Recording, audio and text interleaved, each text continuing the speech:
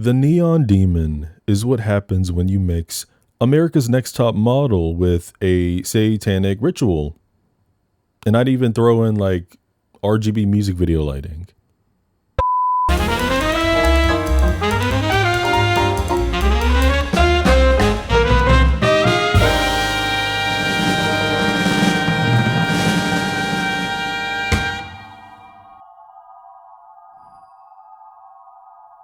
I still cannot believe I'm doing this film, but it feels necessary.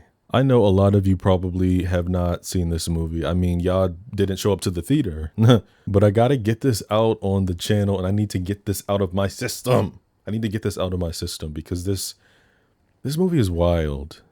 This movie is wild. And I find it so fascinating in an extremely alienating way. Pun intended.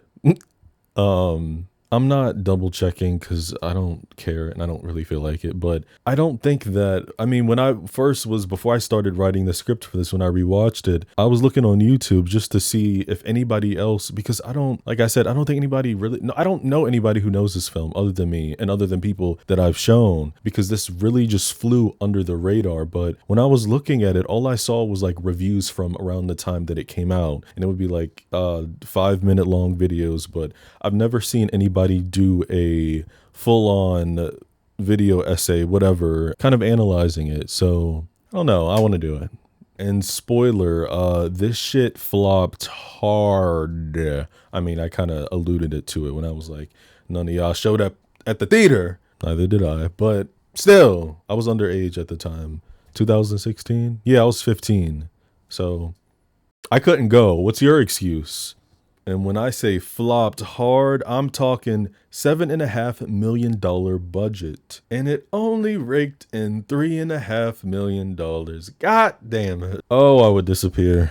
Y'all would not see me again. I would take a hiatus from filmmaking. Yeah. It's so unfortunate, but honestly, with the material and style of this film, it's really not surprising. For the ones who have seen this, often pin it in the style over substance category. And that is more or less extremely accurate, but here's the thing. That exact saying is in straight alignment with what this film is about and what it's saying. Style over substance.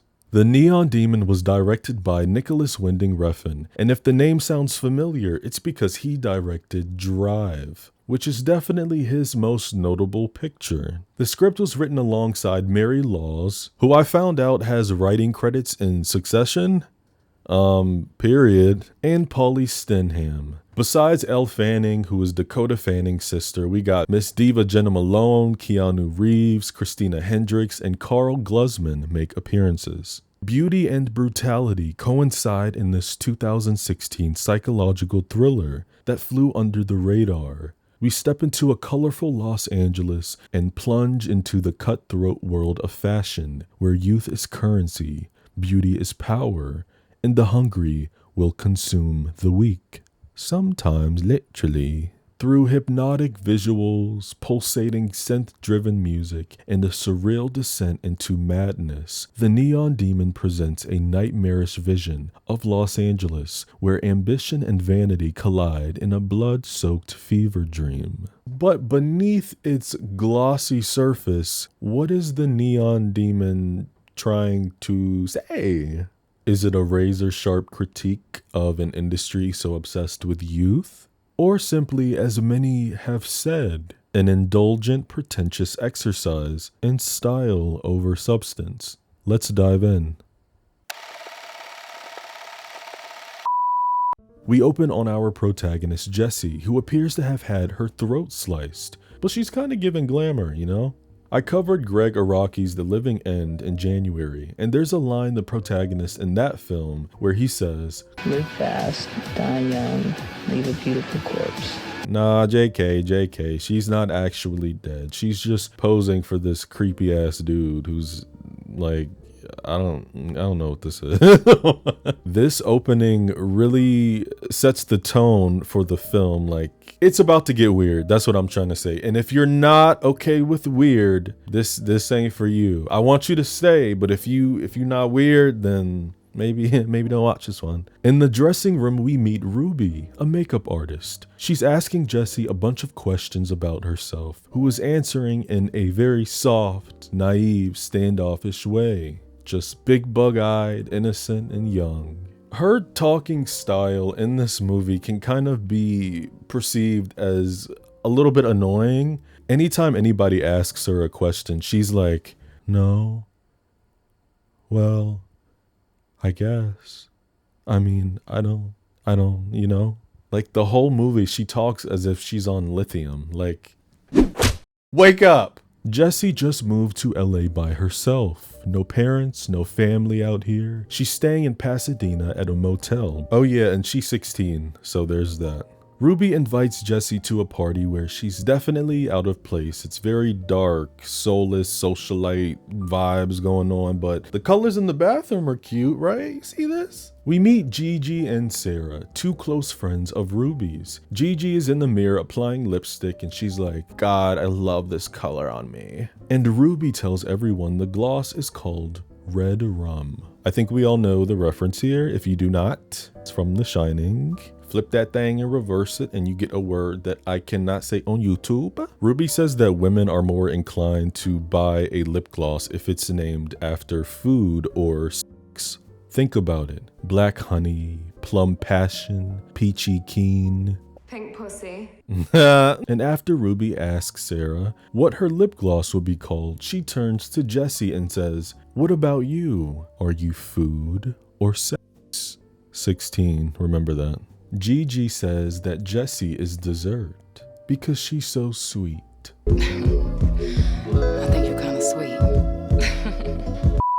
Ruby grabs Jessie and puts lipstick on her, and it's I'm not gonna lie, it's getting a little weird. Ruby is like moving her hands through her hair, and then she turns to the blondes and she's like, she's just so beautiful.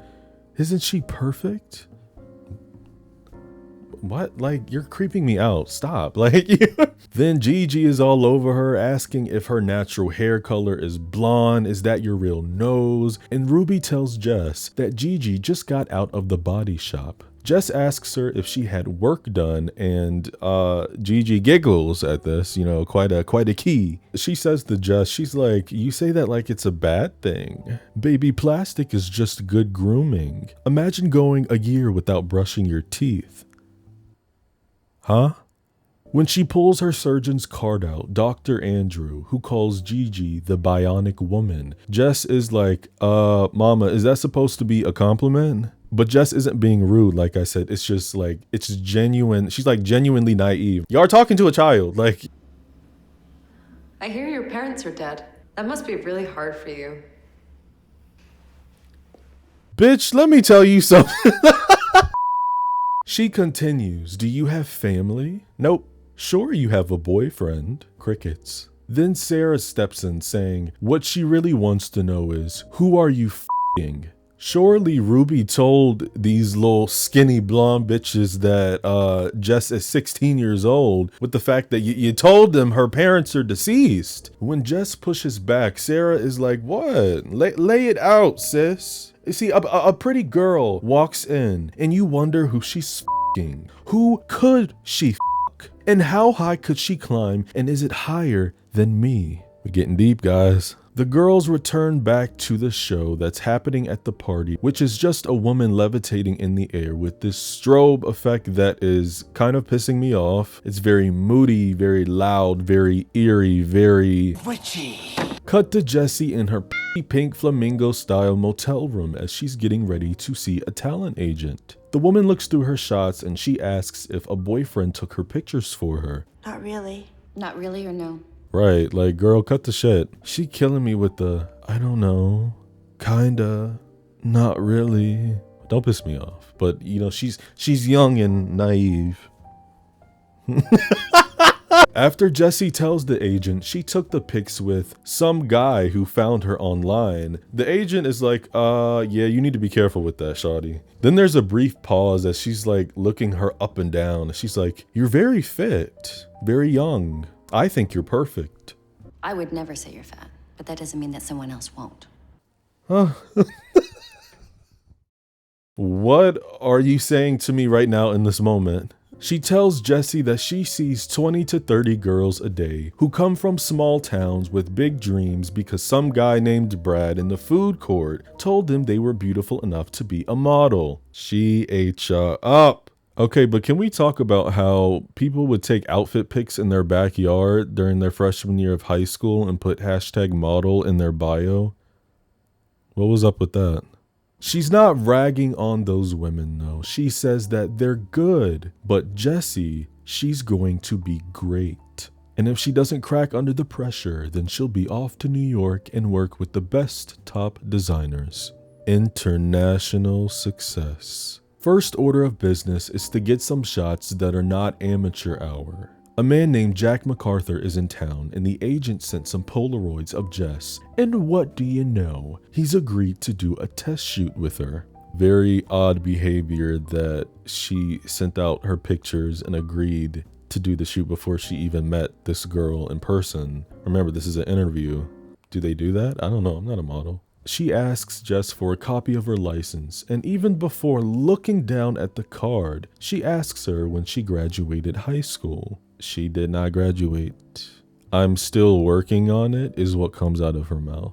So you a runaway, that's what I'm hearing. The agent goes to her front desk woman and she requests a parental consent form. This shit is so messed up. She looks over at, there's 3 girls sitting on like these couches in the waiting area waiting to be interviewed. And she just casually says out of her mouth, You can go. Parental consent form. when she returns the consent form to Jess, she tells her, when someone asks how old you are, I want you to say 19. 18 is too on the nose, period.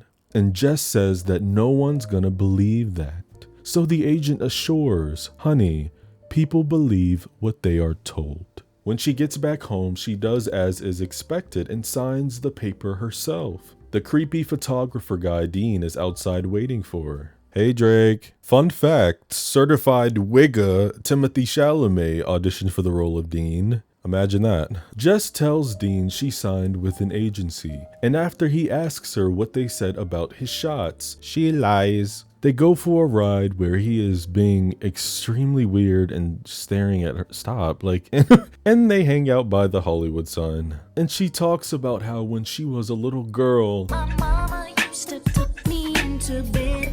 She'd stand out in the moonlight, under the moon, and think of it as a huge eyeball watching her. I can't sing, I can't dance, I can't write, no real talent, but I'm pretty, and I can make money off pretty.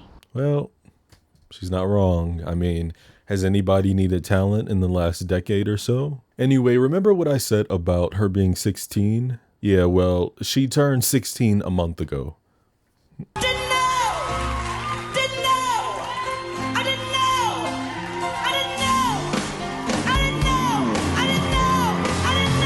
Dean is like, oh, ah ha ha ha. Well, I think I left the stove on. And Jess is like, no, stop. No, take her ass home or you're going to jail. But is he afraid of jail?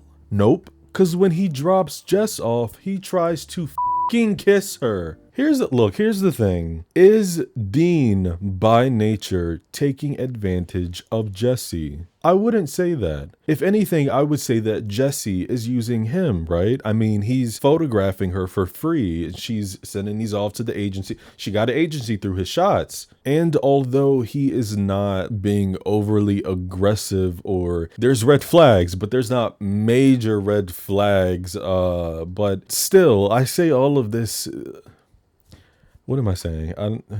I don't like this. I don't like this. She's freshly 16 and she talks like she's high on lithium and barely knows how the world functions. Why is he attracted to this? Like, y'all are weird. Like, y'all are weird. Does that not like bother you at all? I get that the thing is that everybody in this universe thinks that she is like the most beautiful creature on the planet. Okay, I got that. And, you know, maybe his attraction borders, it's like a blurred line somewhere between innocence and desire. But this gives me the ick. Is it just me? Do y'all see? I mean, I hope y'all agree with me. If not, I mean, comment down below what you think about Dean. For me, it's a no. It's no. And then you tried to kid. Okay, moving on. When she gets to her motel room, he runs after her, calling out and points at the moon. Do you want to go out again? Yeah, that'd be cool. Oh. When Jess opens her room door, she sees the shape of a shadow in her room, then slams the door closed, running down to the main office to let the owner know that somebody's in her room. But she shrugged off. So Jess is like, bitch, I'll get 12 in this motherfucker now. Stop playing with me. Then Keanu Reeves comes out. He's like, ho, ho, ho, chill, chill, chill. Keanu gets his homeboy Mikey to grab a bat, and they all go back up to Jess's room to confront this unwanted guest. And after busting down the door, guess what was inside of her room? Tyra fucking Banks.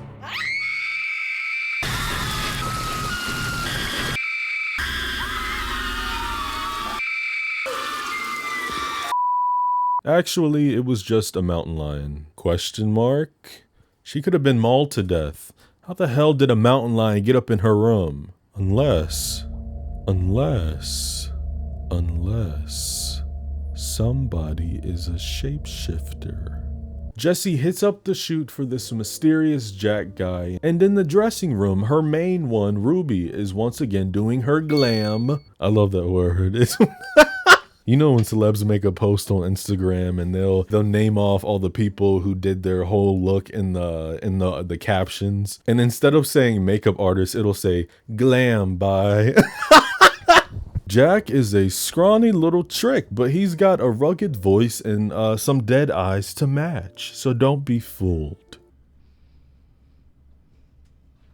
Take off your shoes. He orders Jess to take off her shoes and then grabs her by the arm and puts her in place. When you could have just said all this, why are you touching all up on? I cannot be in that industry. Like, my mouth is too slick for this. My mouth, oh, I would have been fired within 5 minutes. Dude is circling her, examining, before ordering everyone in the room to leave. Oh no. Ruby clocks in. She's like, I don't mind staying. But he says, no, we're good. No, girl. Stand right by that door with it cracked to make sure you watch him, for he tried to play hide the salami. Jack then tells Jessie to take off her clothes. I hate to say it, but I always laugh at this. The way she gets out of her dress and steps to the side. Look at this.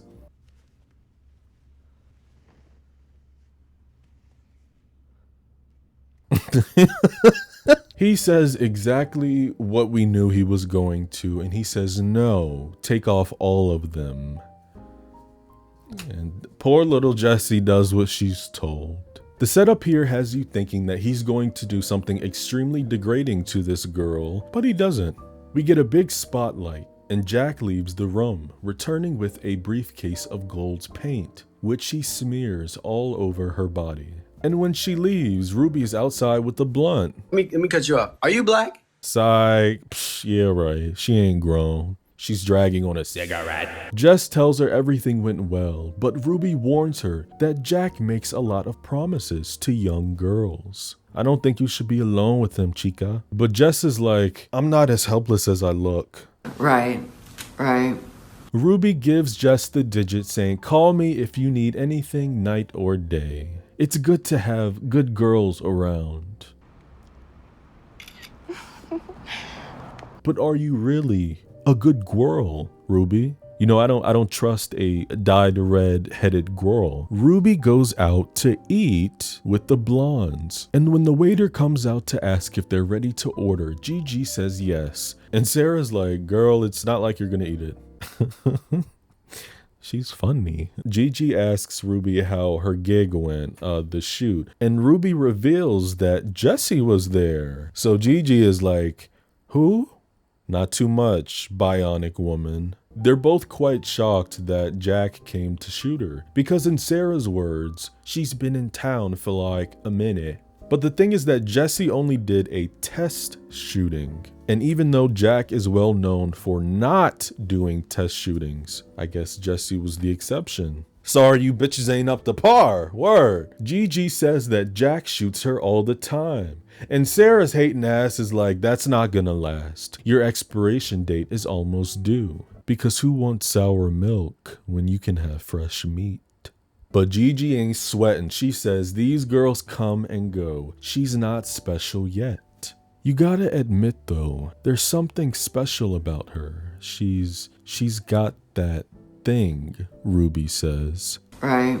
During the audition, spiteful Sarah is completely ignored by the designer, while they all light up at the sight of Jesse and decide to sign her. Sarah is so freaking pissed. She's got to smash a mirror in the bathroom with the metal trash can, and Miss Jessica comes in wearing all white while Sarah is wearing all black. Clock it. I don't know if I would say this is a hot take or not, but Abby Lee, who plays Sarah, she is hands down the best actor in this movie. The facial acting and performance of this girl's utter jealousy and resentment towards this younger chick is just, it's excellent. It translates very well. And this is one of my favorite scenes in the film because of her performance. I love when she lights the cigarette and then kneels down on the floor. This shot looks so good. How Sarah's blending in with the shadow, us being right over Jesse's shoulder, the hot pink counter giving a single pop of color,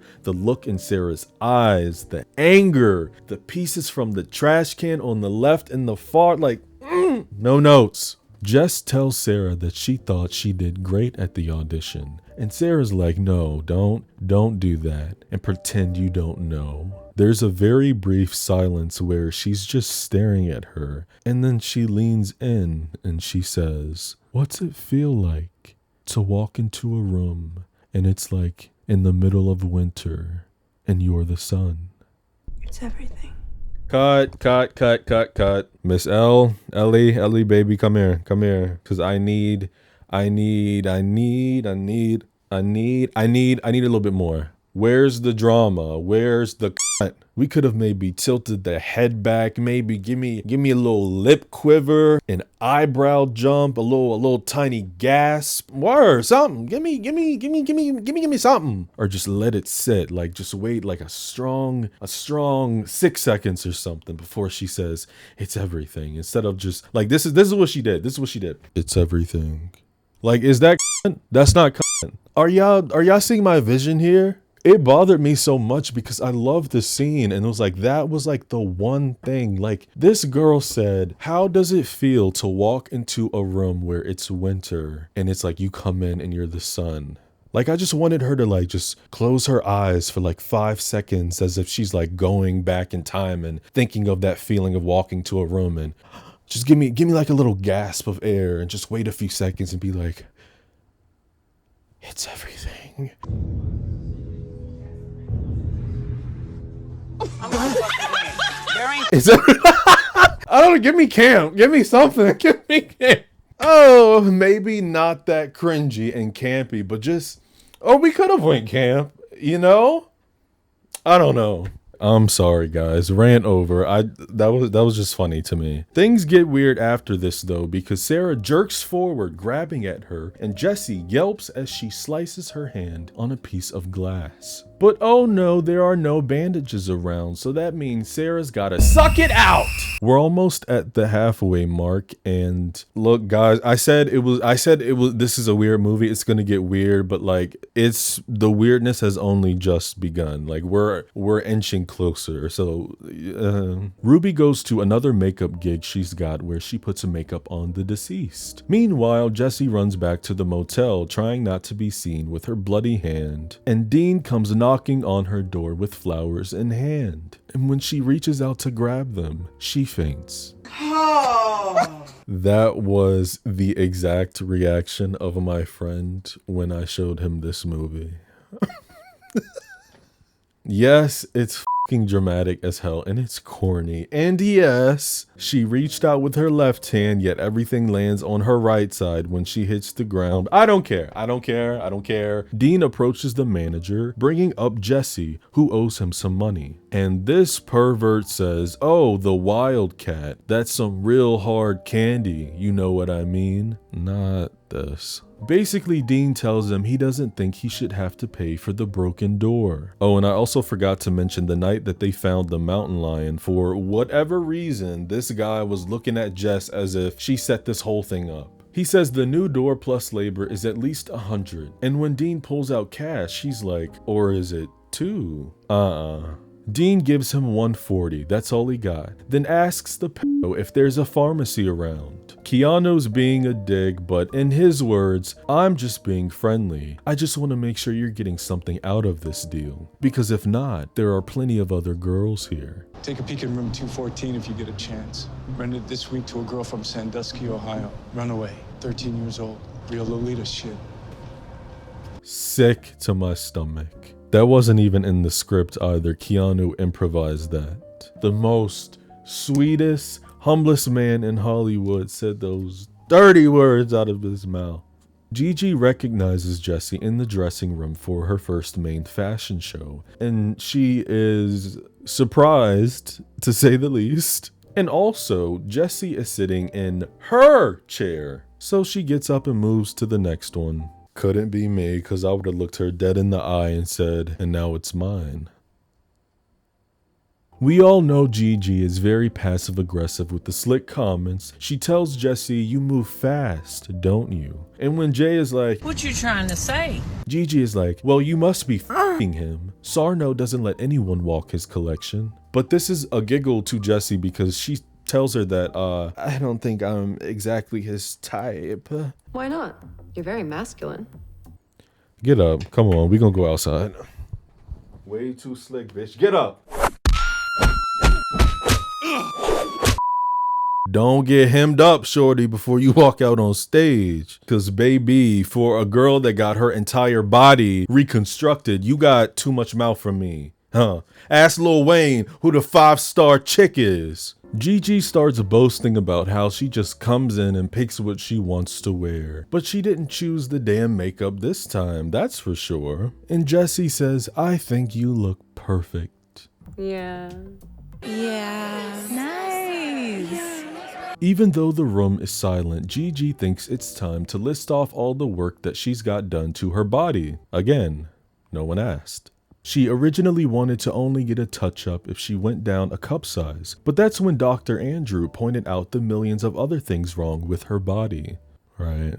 She had her jaw shaved, a slight eyebrow lift, new nose, new cheeks, inner and outer lipo, and they pinned her ears, so she could wear a ponytail, of course. And when Jess asks if it hurt, G says anything worth having hurts a little. Besides, nobody likes the way they look. And Jess's final words are, "I do," before a PA comes to collect her for the show. Sit on it. Jess is taken to Sarno, who lets her know that she is the one closing the show. If you know an ounce of anything about fashion shows, then you know that whoever goes last is basically the most important in the lineup. That model has the last gown and she is the last design of the night and the last image that the audience will see. This scene is exactly in the middle of the film, and it's nothing but fitting. Because this is truly Jessie's transformation. She's put into this gorgeous black gown with these crystals. And remember, this is her first show. Her first show, and she's closing. Nationwide is on her side. We get a very minimalistic pan of all the models in a zigzag. Gigi's scary ass is the only one to look back at the caboose. The HBIC of tonight's show, Miss Jessica with the braided ponytail. Eat it. Eat it. And we get the film's main score once again, this electronic, dreamy, hypnotic synthesizer, as Jessie sees an image of an upside down triangle and comes out on stage to strut like you mean it. Free your mind, it's not enough just to dream it. Come on, get up. And as she gets closer, her eyes grow big, as we also see a visual of her with 2 mirrors above her, and she kisses herself. Elle improvised this, but I think you get it. Vanity is settling in as the tune changes and the light goes red. She's in pussy slay diva mode. 10 out of 10. Yup. She ate that up. She ate that. She. And I think we can all agree that this is visually the best scene in the movie. Yeah. Patti LaBelle, new attitude. Jessie is Hollywood now. Feeling her oats. The hair is dead. The hashtag glam is on. The walk is nasty. And her and Dean go out to meet the designer Sarno, who is sitting at a table with 2 models. One whom is Gigi. Sarno tells them to sit down and have a drink and is about to scoot, but Gigi's hating ass is like, I don't think there's room for 2. She is so threatened by this girl. Well, you should be. Sarno's ass starts reciting a Shakespeare monologue, and the girls are gassing him up. Whatever. He talking about performing always came naturally to me because I'm a creator. I build. I create. Right? It's in my blood. That's what I do. Right? And blah blah blah. Shut up, no one cares. The brunette in the middle tells a short story about how she recently had an audition, and the casting directors told her that her face didn't match her voice. And Gigi's like, oh babe, you can always fix your face. But Sarno is like, lol, I don't think so, baby. That's not how that works. He says you can always tell when beauty is manufactured. And if you weren't born beautiful, then you never will be. Oh, that's no. In the sense that, no. Gigi objects though. She says you can't always tell. So Sarno says, okay, and he yells for Dean, telling him the debate they're having, then asks Gigi to stand up so he can take a look at her. When she gets up, Sarno is like, well? And Dean does not give a shit. He's like, well, what? Do you think she's beautiful? Sarno says. I don't know, I mean, yeah, I guess she's fine. Yes, that's exactly the word that I was looking for. She's fine. You can sit down now, thanks. Oh! That is so messed up. I'm sorry, I'm gonna laugh though. Gigi needs to get her head out of her ass. This entire scene honestly really sets the groundwork for the entire film. And if anything sums it up, Sarno tells everyone to look at Jessie. See how there's nothing fake, nothing false, a diamond in a sea of glass. Before saying that true beauty is the highest form of currency that we have. And without it, she would be nothing. And Dean's like, you're wrong, bro. But Sarno scoffs and he says, what, are you gonna tell me it's what's inside that counts? Well, you know what I think? I think if she wasn't beautiful, you wouldn't have even stopped to look.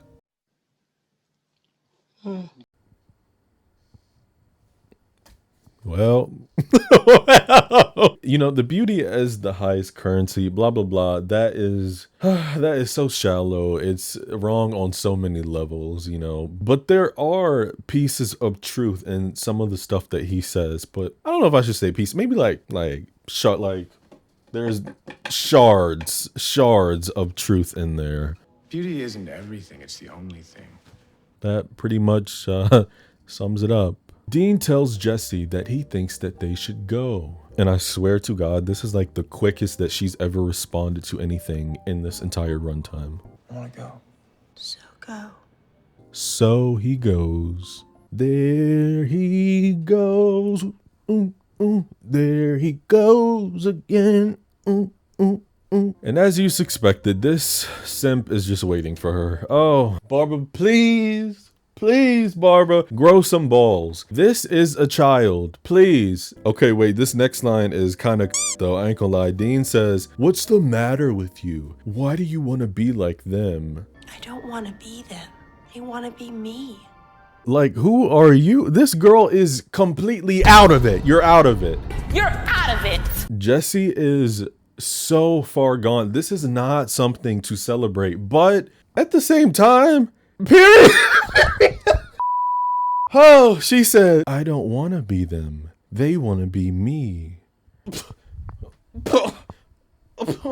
Fucking period. What? In the middle of the night, her room opens and Kinunu comes in, sticking a knife in her throat, pushing it down and down. But she wakes up on the floor coughing just in time to lock the door, which I guess she forgot to do because someone is trying to break into her apartment. She pushes back up against the bed, catching her breath as the camera pans, and she puts her head up to the wall, listening to a girl next door struggling and screaming. Jessie calls Ruby to stay at her place because she's scared, and as Jess is showering, Ruby is putting on makeup, getting all dolled up because, you'll see. Jessie tells her that her house is beautiful, and Ruby says, it's not my house. But Jessie says, that's not what you told me though. So Ruby tries to backtrack and she covers it up by saying, I'm just house sitting. They sit on the bed and Ruby starts brushing her hair. Jessie thanks her for the hospitality. And brace yourselves cause it's about to get weird. Ruby starts calling her so beautiful, rubbing on her, telling her to shh, and Jessie rejects her. Ruby hits the classic, I thought that's what you wanted. And Jessie says, well, it's not what you think it is. I don't munch on carpets, so you need to take that freaky shit somewhere else because I'm a virgin. But Ruby doesn't care. She wants to be her first. So she forces herself on her and Jessie throws her off the bed like, get off, whore! Ruby goes into a different room, staring into the void, aka her eyes, as she takes the red rum lipstick and draws a face with 2 X's for the eyes. Uh-oh. Jessie puts on a red dress that was laid out for her as she walks by the house, seeing the red rum drawing. We see an owl, a taxidermy cheetah, and we are going to scurry on past this next part because this is too much for YouTube. But all I'm gonna say so you can put the pieces together and see how terrible this Ruby girl, not terrible is putting it lightly. Remember that Ruby works in the morgue because she does makeup. Wow. She starts having visual flashes of Jessie laying on this couch and she's touching all up on herself provocatively, and Ruby is that's not like, girl, what are you doing? Ruby starts smooching and fondling the woman on the table who is no longer in her body, let's say that. So the N-word, not that N-word, the NEC word. You know what I'm trying to say. Yep. Moving along. Jessie puts on glitter makeup and finds a light coral blue dress, dolling herself up, getting ready as she stands on the edge of a diving board into an empty pool. What are you doing? Ruby comes out as Jess attempts to make her final exit. My mother used to call me a dangerous girl, she says. Women would kill to look like this. They carve and stuff and inject themselves. They starve to death, hoping and praying that one day they'll look like a second-rate version of me. She has truly reached the point of no return, has she? She turns walking back in the house, so no soup of sides today. When she enters the house, Skinny Queen Gigi is waiting. What the hell you smiling for? Jess is like, are we having a party?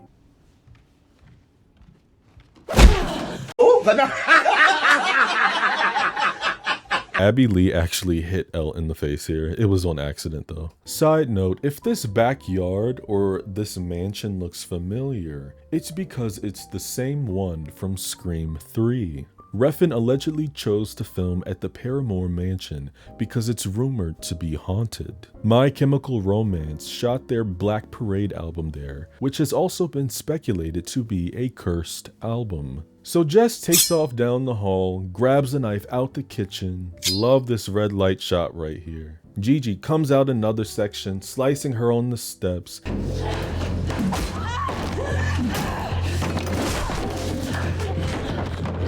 Jess kicks her, we keep going, and now we're back outside where she's cornered. Everyone's got a weapon in their hand. She's backed up by the pool, and then Ruby pushes her down. Poor baby is gasping for air. She looks up at the stars. Beautiful view. Beautiful way to go out, kind of. Not necessarily, you know what I mean. Like the last visual she saw is beautiful. Then Ruby and the skinny queens come down, and Jess dies. Cut to Ruby in a bathtub soaking in, you know what that is. And Gigi and Sarah are, you know.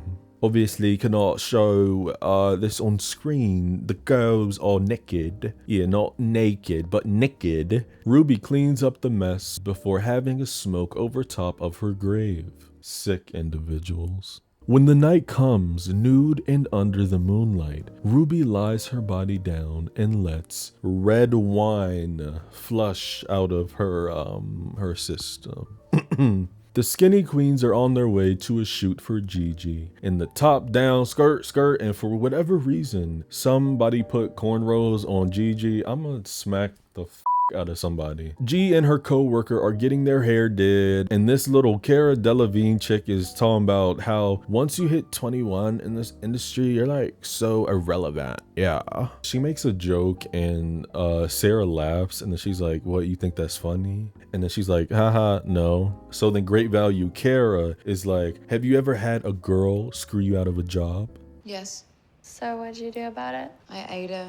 Ew. Gross. What? You sitting there laughing. What do you mean you ate her? The photographer for this shoot is that weird ass Jack guy, and he can't seem to get the right pic. So he goes in the house, saying he recognizes Sarah and asks her to be in the shoot. The other model, Annie, he tells her that the sun will not come out tomorrow and that she's fired. Sarah is eating this right on up, just giggling, showing her little one eye. Evil woman. Sarah gets her hair, costume, and hashtag glam done, but I'm sorry. But during the shoot, the visuals of the pool in front of them start affecting Gigi. Jack tells her to stop looking down inside of the pool and look up, ho, but it's too late. She takes off running inside, unlatches her plate, and sits down hyperventilating. Her makeup is running. She's got this triangle behind. Yup, that's what y'all get. Yeah. I was about to say, I'm sorry. That's what y'all. No, I'm not sorry. That's what y'all get. Skin is as pale as cocaine, and she vomits out an eyeball. Sarah comes inside, and Gigi says, I need to get her out of me. Before grabbing a pair of scissors and cutting herself. There's a long silence as Sarah blankly looks down before picking the eyeball up and swallowing it. A single teardrop comes down before she backs away and returns to the photo shoot. That's it. That's the end of the movie. The ending was improvised, by the way.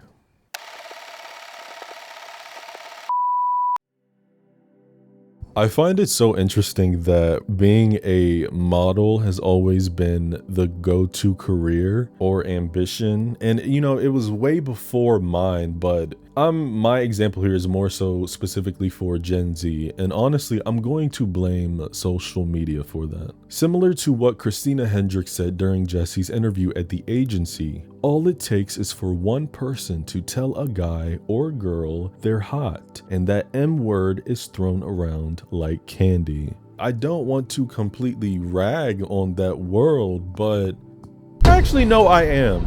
Because that shit is toxic as hell. Like, what is we talking about? The mental illnesses that are created from that industry alone. Racism, ageism, unrealistic beauty standards, body dysmorphia, like the list goes on and on, babe. On and on like a rolling stone. And you know, beauty can take you but so far.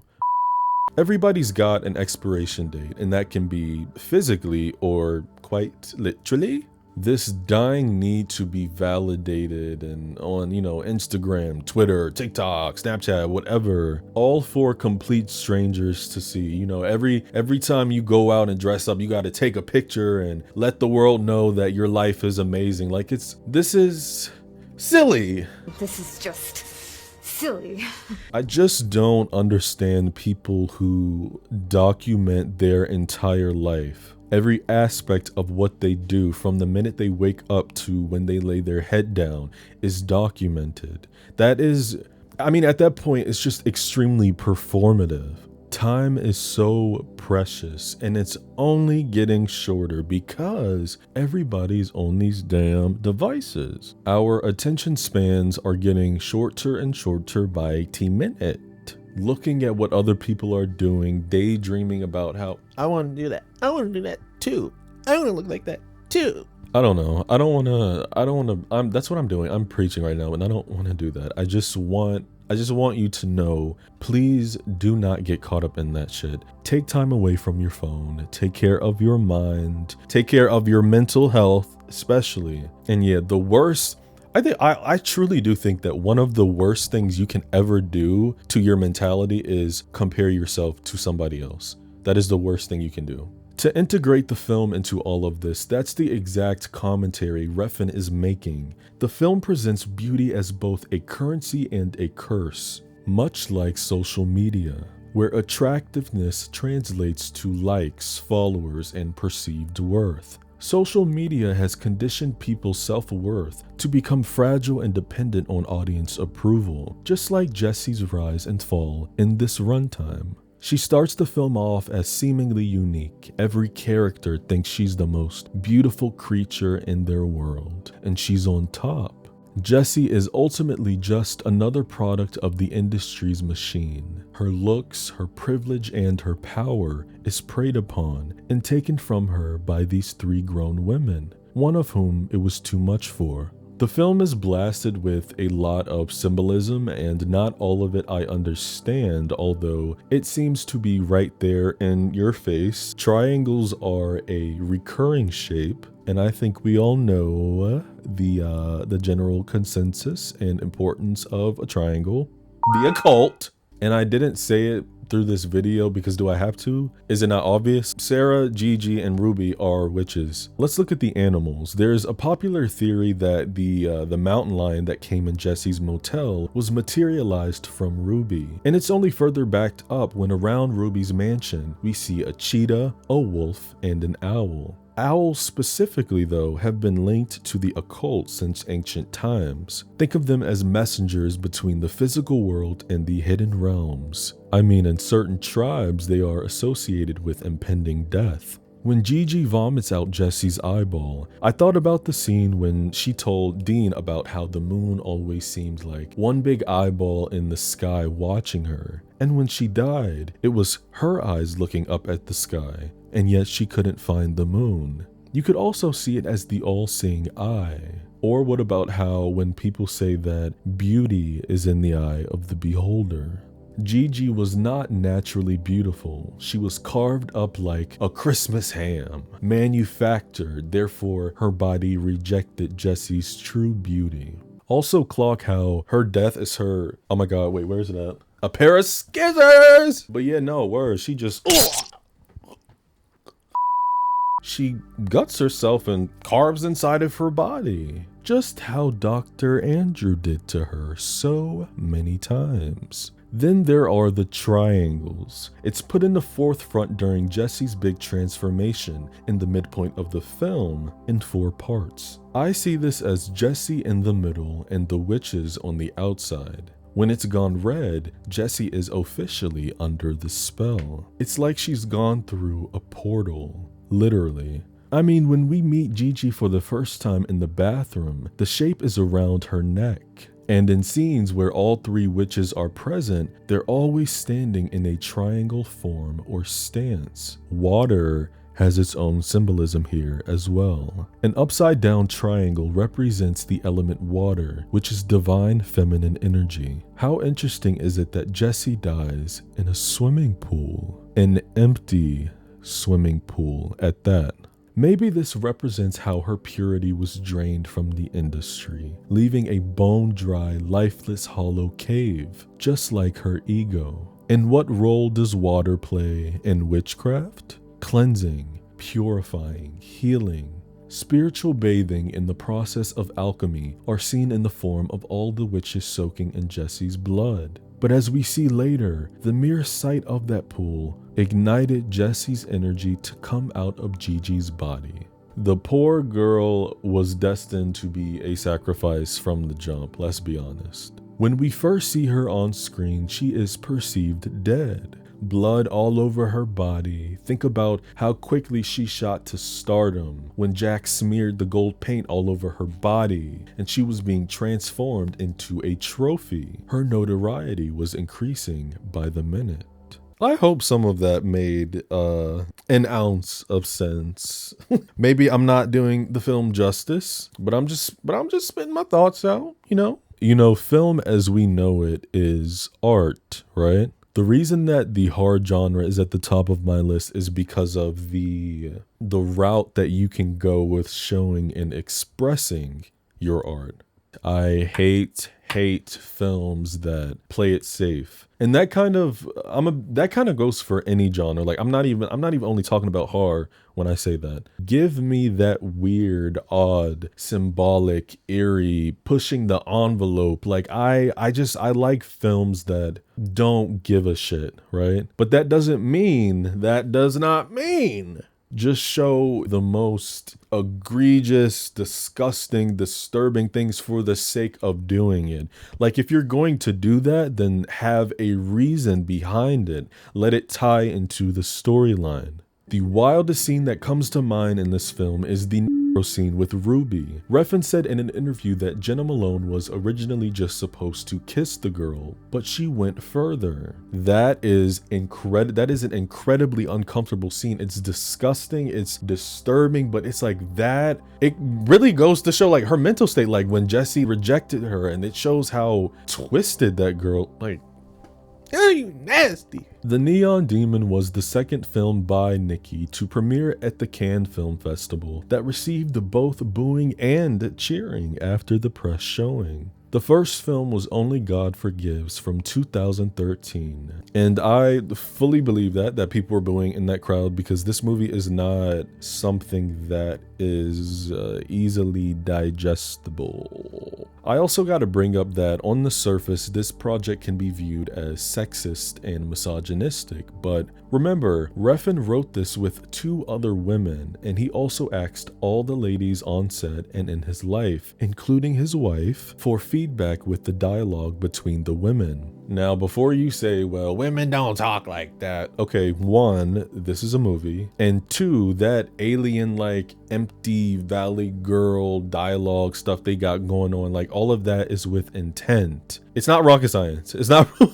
Abby Lee served as an unofficial advisor for the film, giving details about the fashion world since she is an actual model, and she gave Refn intel about how an audition for models would play out down to the things that casting directors had on the table, and she also showed Elle Fanning how to do a catwalk. I was quite worried with Elle being so young during all this, but she wasn't actually 16 through everything. She was 16 when she got the part, she was 17 during shooting, and she was 18 when the film premiered. And apparently Jessie was supposed to show way more nudity, but because the part was originally given to an older adult woman, and I forgot her name, but once there was scheduling conflicts, she had to back out. Refn also made Elle Fanning watch Beyond the Valley of the Dolls from 1970 for her preparation. I have not seen that movie, but I have read the book. I did sell it. I think it's a great book. I think I gave it 4 out of 5 stars, but that whole thing is about 3 different women,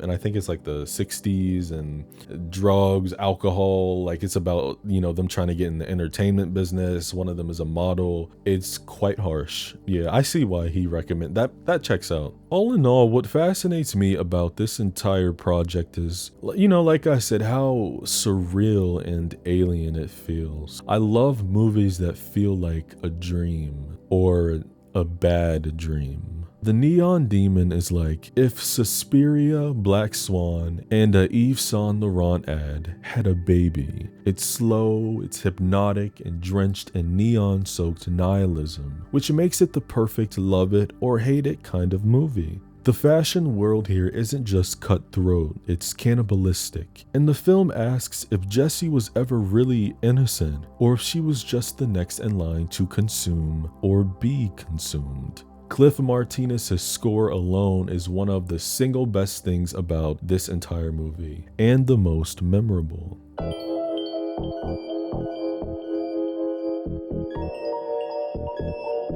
That joint make me want to like sit on like a wide, cloudy, glowing couch and dissociate. What do you think about the Neon Demon? What other theories or symbolism have you caught while watching the film? Let me know down below. If I made you laugh, give your man a like. It helps me out a lot. I appreciate it. Thank you guys for the love. If you're new here, consider subscribing. Turn on the bell notification so you get notified whenever I post a new video. And check out some of my other content. I've got some fun videos. Make you grab a snack, grab your friends, and let me just this is like I've seen a few comments that say my videos give off the feeling of being in like a FaceTime video. That's so funny. And that's what I want this to feel like. I want this to feel like just like we talking, like word, like just we keep it real, you know? All right, y'all. Until next time, take care of your mind, take care of your body, and take care of your spirit.